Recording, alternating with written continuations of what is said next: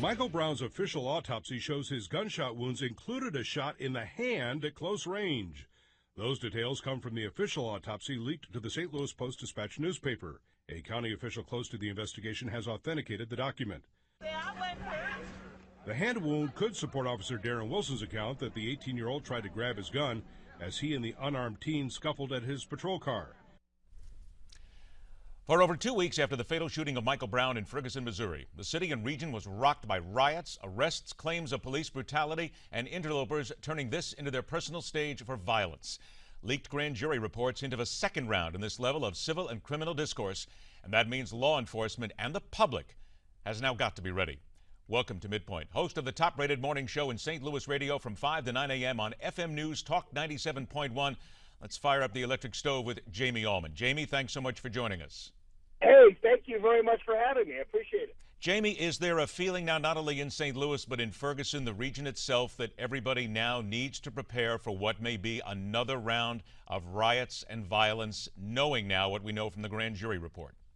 Well, it could be a possibility. I have to tell you that there are a number of disturbing developments here in St. Louis. One of them actually is the leak itself of some of the documentation surrounding the grand jury. There are some indications that this is actually purposely being leaked as a means of keeping people prepared for the inevitable lack of indictment of Officer Darren Wilson. Now, it could be working in the opposite direction, however, as individuals are starting then to grow suspicious of the grand jury process and its integrity, considering the process was supposed to be secret, was supposed to be pretty much buttoned up, and yet now we're seeing leaks. And so those who already are predisposed to mistrusting the process mistrust it even more, which is why I think we're getting some of the people hitting the streets last night. Also, they're also starting to actually see that this information could be actually true, and it could be, in fact, true that Officer Darren Wilson was justified in shooting Michael Brown in the fashion that he did. Why is there no one out? Jamie, I have to interrupt you because we only have a short amount of time, but why is there no one from either local officials, be they social representatives, community representatives, whoever, who are not trying to get ahead of this? Because nationally, we don't see that. Knowing what's coming, you would think that at least police and community reps would try and tamp this down right now. Well, I agree, and it is odd that one of the folks, one person who is actually trying to keep people calm happens to be the mother of Michael Brown, who just even last night got into an altercation with individuals who were selling T-shirts with Michael Brown's picture on them. She has constantly urged people not to commit acts of violence in her son's name. So oddly enough, it actually is the mother of Michael Brown who is actually taking a leadership role in trying to keep people calm. But there are people, as you pointed out, who are simply in this for the sake of agitation. They don't care what the end result is when it comes to an indictment or what have you. And so it doesn't really matter what comes down. But you're right. There needs to be some degree of political leadership happening here. Unfortunately, what happened is most of the political leaders, who happen to be Democrats, have been responsible for inciting people as opposed to keeping people calm.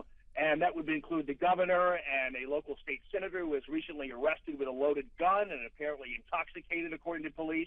So it is a total mess down here, as you have been able to see. Jamie, about a minute or so that I have left here, from the people that you speak to on the air in the mornings, on the station, and from others that you're able to talk to as well, do you get a sense that there is a growing fear that there will be more buildings burning, that there will be more violence, and that there could indeed be more people seriously injured in the next few weeks, depending on what happens with the official release of the grand jury statement?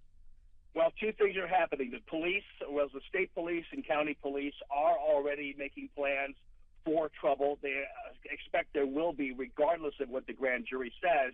And also in the meantime, I've been hearing from demonstrators themselves, some of who are calling my show, and I asked them, hey, were you there last night? And they were like, hell no, we don't want to get involved in the bottle throwing and the rock throwing that's going on. So there's even a division among the demonstrators about what has been transpiring. And thus far, the Democrats, as you pointed out, have been silent for the most part, correct? For the most part, or they were talking too much in the early stages. And certainly that's going to be part of the problem here, is tamping down a lot of the talk that's going to go on from here to there. Jamie, awesome job that you do on the radio station every single morning. We thank you for the time. We will check in again. We appreciate your time. We appreciate all that you guys do for truth. Thank you. All right, take care now. And again, it's something that we are going to cover from a number of different angles because this is a potential coming storm. Now, later on this hour, one mother's fight against the crushing weight of Obamacare. And will Mitt Romney really run? Again, we're back to that thought. But coming up next, someone who looks at how they get ready in Ferguson, what they need to be doing, and what they should be doing right now. It's coming up on MidPoint.